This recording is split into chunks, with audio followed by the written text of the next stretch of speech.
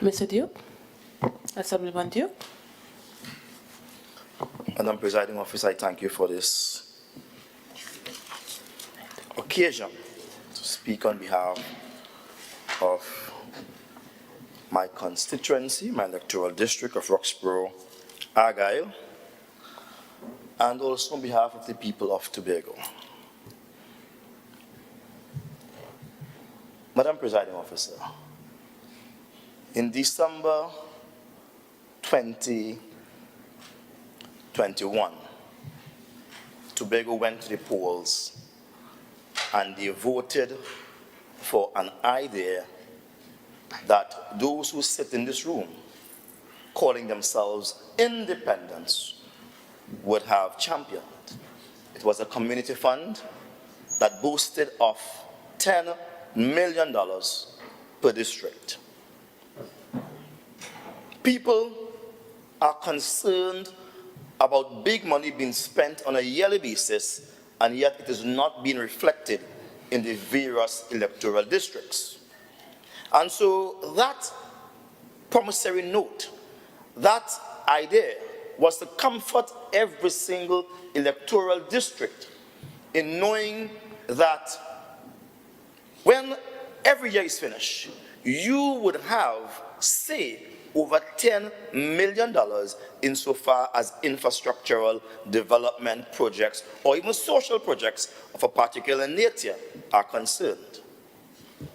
$10 million. I recall, I championed the idea.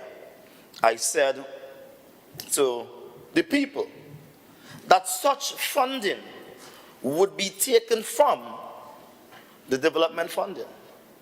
And I read here in the miserable motion an idea that gave me, I would say, a feeling of nausea.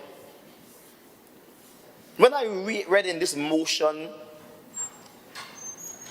the composer of this motion stating that the current funding mechanisms do not always allow for direct district prioritization and executions of projects, I almost ripped the paper to shreds. Because the idea is, Madam Presiding Officer, how could you begin to promise people something, yet at the same time you're making an excuse for not delivering on the promise?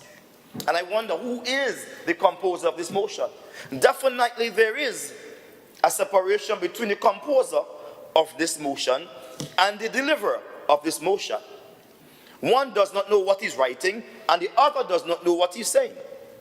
They are speaking of two different things.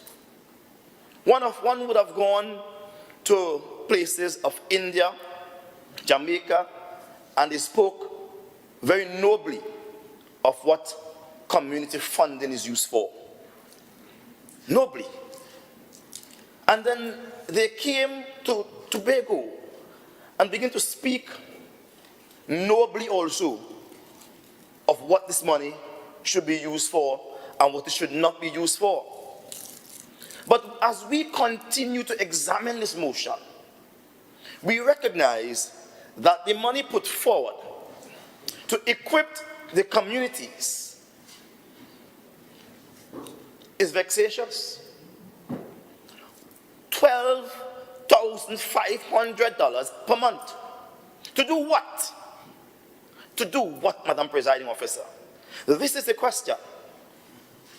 When one considers that for the entire 15 districts of Tobago, you are spending $150,000 each, and I will take my time and compute. I want it to be fresh. Let's just do the maths quickly. You know these calculators at times give a little trouble. 150 multiplied by 15. Let me get it again.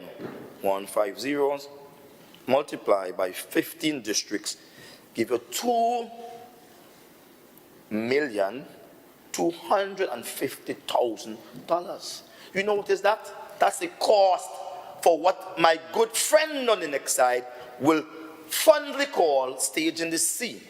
Madam Presiding Officer, I feel to vomit.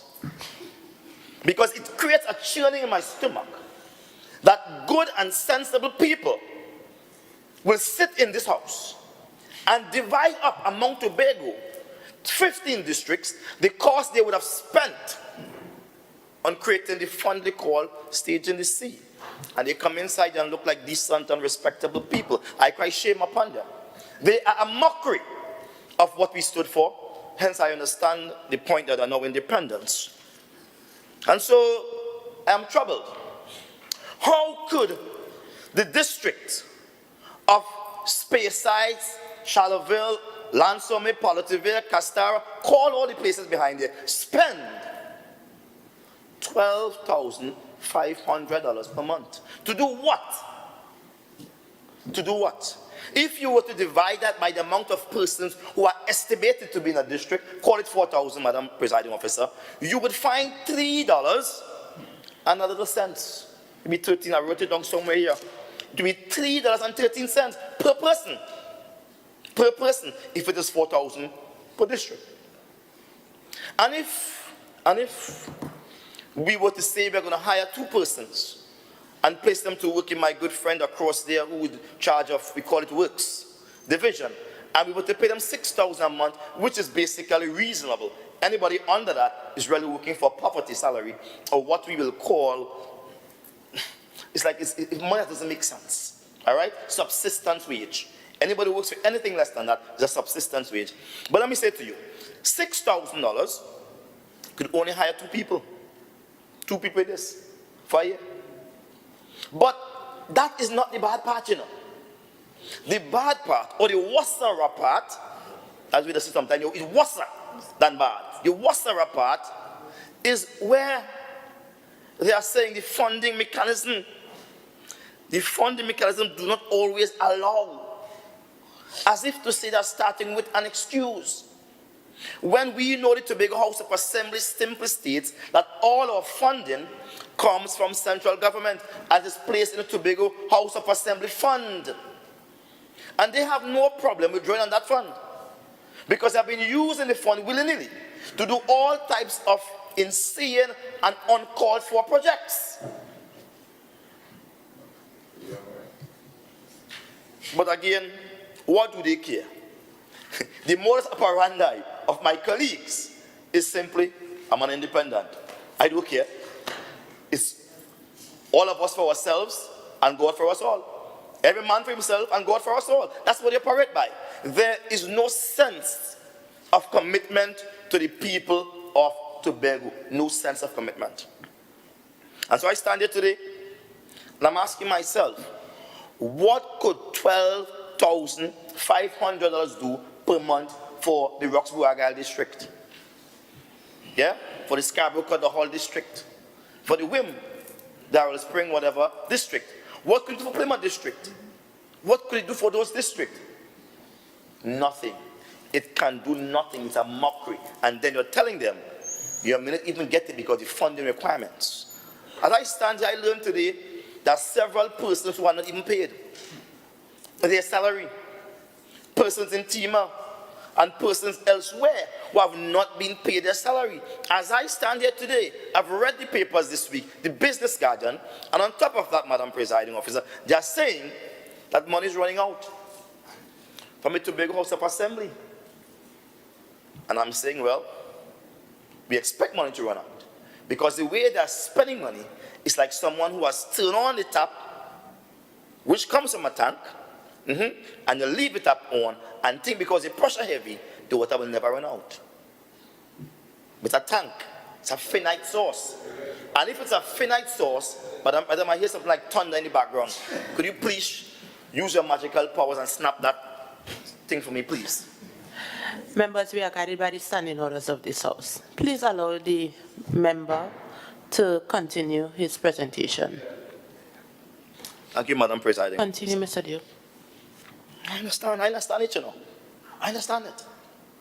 We are concerned in Tobago right now that this motion reminds me of a scripture. And I know some people tell themselves that they are plasters, right?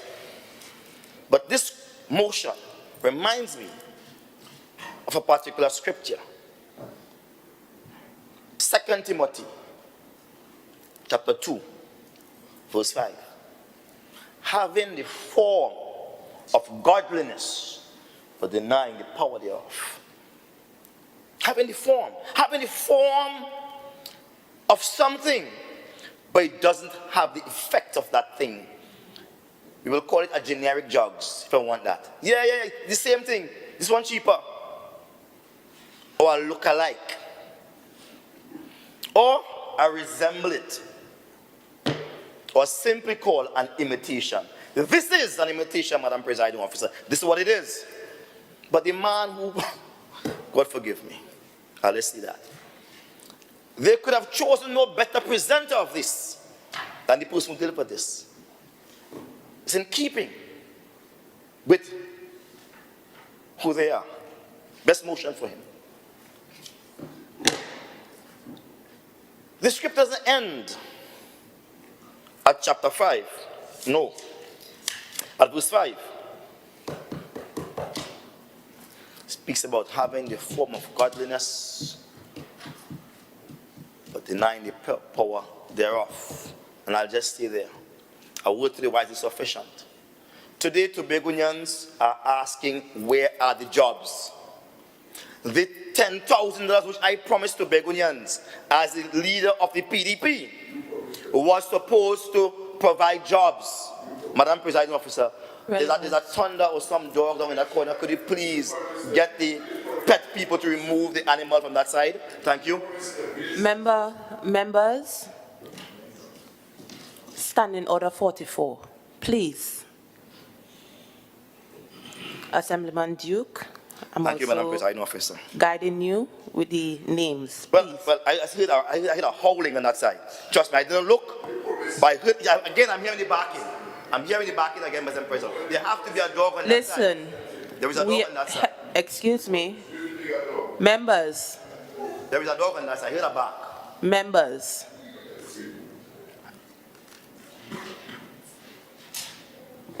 Thank you, Madam Presiding Officer. You may need a pet detective inside here soon. Assemblyman Duke. Thank you, Madam Presiding Officer. Thank you.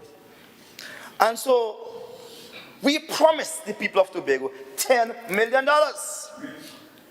And when we promised them that, it was to create employment at the local level. Because $10 million can employ people. $10 million can build bridges, drains, clean up things, get things working again. It was supposed to be coming from the development fund. It had only been $150 million. Not much. I've seen road being paid for $70 million, $100 something million. But that's for one little area to benefit a few. We are talking about the whole of Tobago, where when the year comes, you would see development commensurate, equal to the thinking and the forward ability of your people. Nothing could be better than that. We have seen Tobagonians year after year vote and support political organizations, and in return they receive nothing, no development in their area. We were saying development that was on steroids. Give them $10 million. They come back here and they say nothing less than 150. I'm also concerned about the promises being made in this chamber to Tobagonians. We promised them they'll get gratuity before December, late December. And we're talking ex gratia payment, that is, Madam Presiding Officer. Tobagonians lay wait for the ex gratia payment, but the only person who got the ex gratia payment was those who were promised theirs by the Minister of Finance. And we inside here calling Tobago a country, Tobago a government, when the only thing that persons got that resembles ex gratia payment was promised by Trinidad and was given by Trinidad. Our word to the people of Tobago means nothing to them. We are promising them and we cannot deliver. We are talking big, creating hopes, and we are letting them down. Madam Presiding Officer, it is my belief that this 150 paltry as it is, small as it is, will be another ruse, will be another maverick trick, something that you will see on this hand, and then it will disappear, and they'll pull it out through their sleeves. We need to end that. Tobagonians are expecting more from those who hog up office and hold on to it and wouldn't give it up. Because clearly they have lost their mandate based on the civil net evaluation. Anybody at 20% should resign and call for a fresh mandate. But they are holding on to power is all they have. There's nothing for those persons to go back to. Madam Presiding Officer, I see you pulling your mic. And I'll pull mine a little closer too because I want to wrap up. In wrapping up, I will say the motion, while it bears the resemblance of something noble, of something good, while it reminds the people of the 10 million that we spoke about, something substantial, something that would have really been managed by what is called a community council, that which represents every strata of our society. And so when we sit down to discuss, it will be a full discussion, open and transparent, and then it will be chaired by the Assemblyman, so it gives him the right to interact with his constituency or his electorates and make proper decisions. We are now seeing water down, trickle down to muddy water. I want to close by saying all mutual funds are not the same, and it may be time for us to call a fresh elections because clearly my friends on the other side have run out of ideas. I thank you, Madam Presiding Officer.